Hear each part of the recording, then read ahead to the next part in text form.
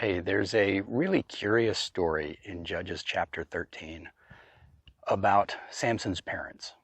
Um, Samson's father is named Manoah, and he was of the tribe of Dan.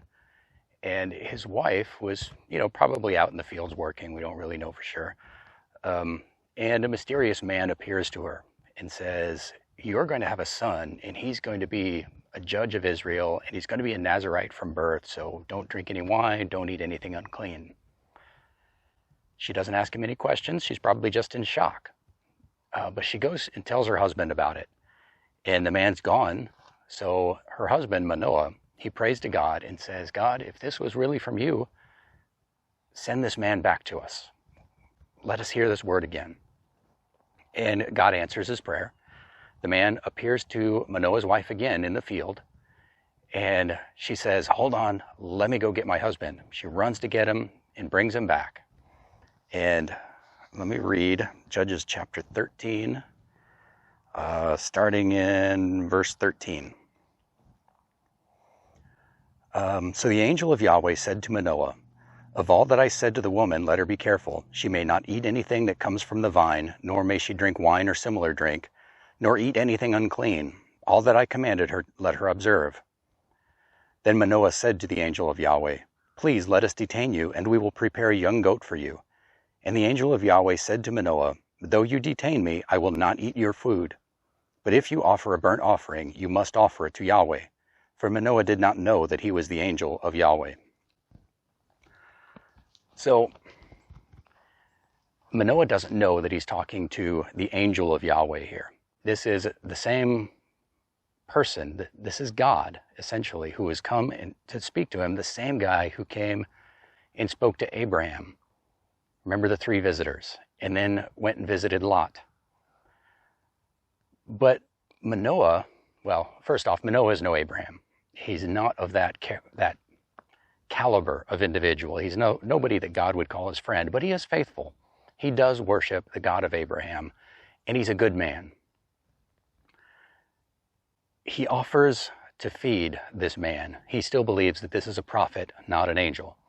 So he says, "Come to our house, let me feed you." And the angel says, "You can detain me here. I will wait with you, but I'm not going to eat your food. Instead, you should offer a burnt offering to Yahweh." So many strange things happening in this passage. But I want to talk about hospitality and, offering of hospitality and receiving it and what we can learn from this passage. First off, Manoah's wife really should have asked the man to stay. She should have said, "Come on, come meet my husband. Why don't you come stay with us? We've got a place for you to sleep. We can feed you." But, she's not Sarah. She's not Rebecca. She didn't do that. But Manoah, at least, has the thought to, offer some hospitality. He didn't offer the angel a place to stay, but he said, "At least come to our house and eat." So this is a good thing. He's trying to offer hospitality.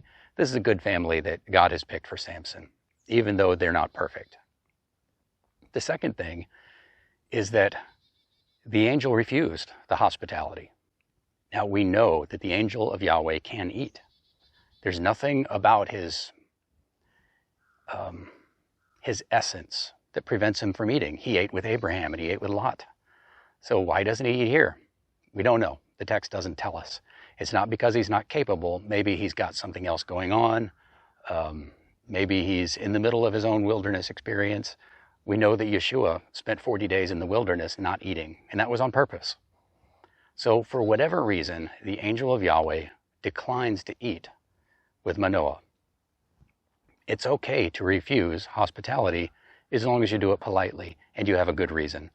If somebody offers you a meal or, a place to stay, as long as it's reasonable, if it's something you could use, you should accept. You should accept people's hospitality. Hospitality goes both ways. It's good to offer it, and it's good to accept it.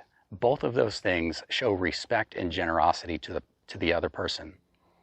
It's a mitzvah. It's a command and a good deed to offer hospitality. And if you're refusing, you're denying that person the chance to do a good deed for you. So if you can accept, accept. But it's okay to refuse if it's not practical.